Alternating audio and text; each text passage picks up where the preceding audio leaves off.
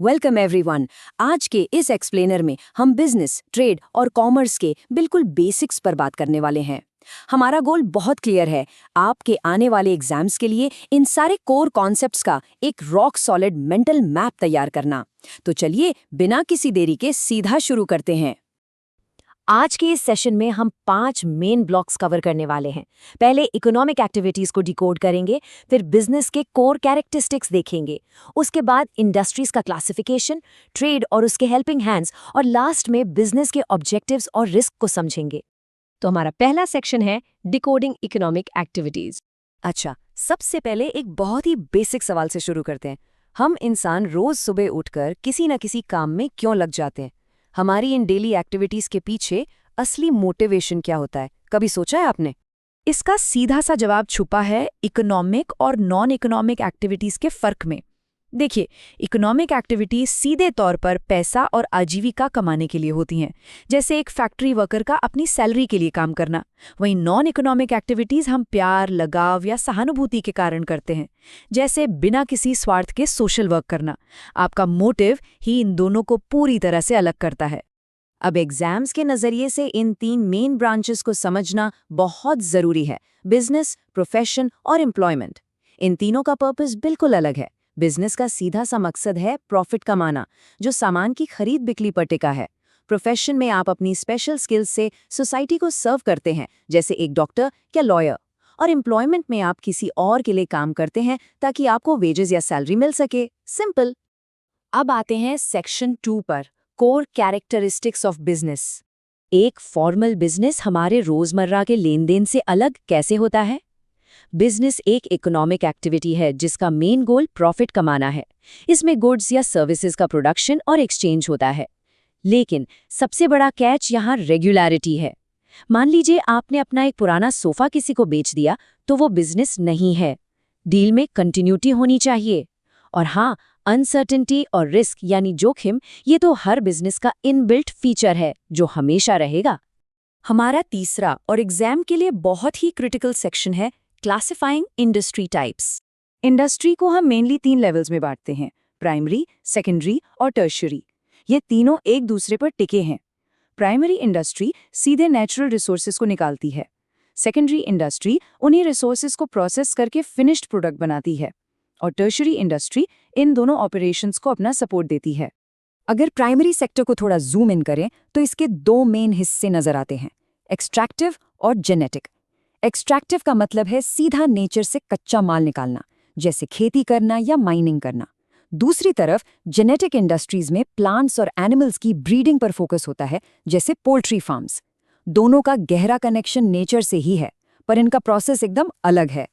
अब आते हैं सेकेंडरी सेक्टर में, जहां मैन्युफैक्चरिंग के 4 मेन टाइप्स होते हैं। इन्हें रियल लाइफ एग्जाम्पल से याद रखना बेस्ट है। एनालिटिकल में हम एक ही रॉ मटेरियल से कई चीजें अलग करते हैं, जैसे क्रूड ऑयल से पेट्रोल निकालना।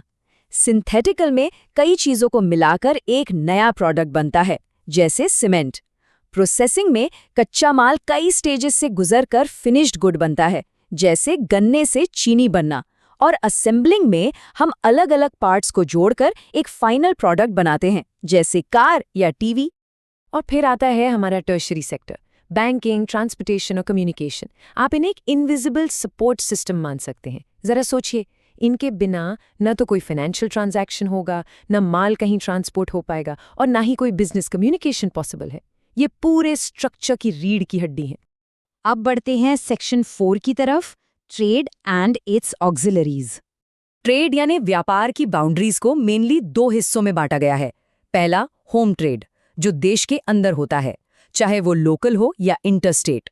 दूसरा, फॉरेन ट्रेड, जो देशों की सीमाओं के पार होता है, यानी इंपोर्ट और एक्सपोर्ट। लेकिन एग्जाम के लिए एक बहुत ही इंपॉर्टेंट टर्म है एंटरपोर्ट। एंटरपोर्ट इसका मतलब है किसी एक देश से सामान सिर्फ इसलिए इंपोर्ट करना ताकि उसे किसी तीसरे देश को एक्सपोर्ट किया जा सके। इसे जरूर नोट कर लीजिएगा। अब बात करते हैं ट्रेड ऑक्सिलरीज, यानी व्यापार के सहायकों की।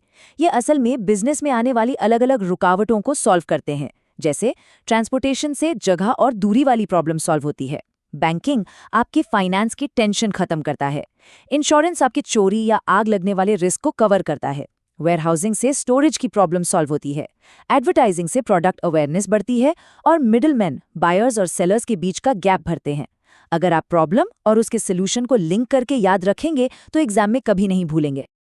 अब हम अपने एक्सप्लेनर के आखिरी सेक्शन में आ गए हैं, objectives, risks and launch.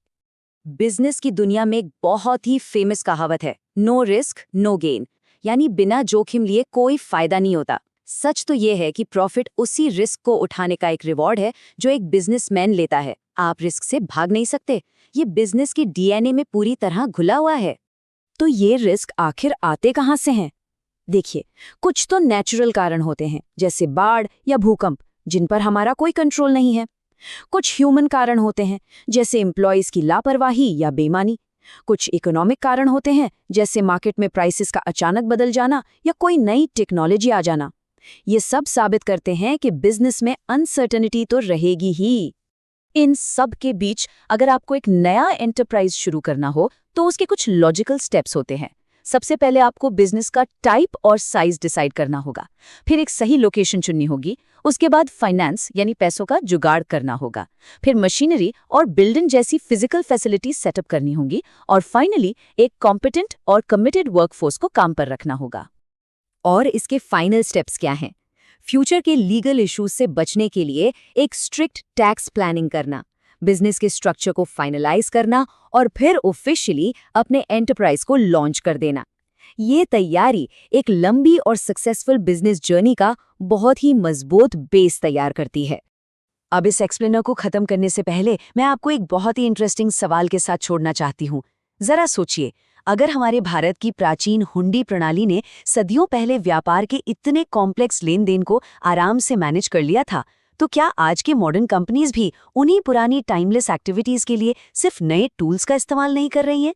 Technology भली बदल गई हो, पर बिजनेस, ट्रेड और कॉमर्स की बुनियाद आज भी बिल्कुल वही है। मुझे उम्मीद है कि ये कॉन्सेप्ट्स अब आपके माइंड में एकदम क्लियर होंगे। एग्जाम के लिए ऑल द बेस्ट और सीखते रहिए।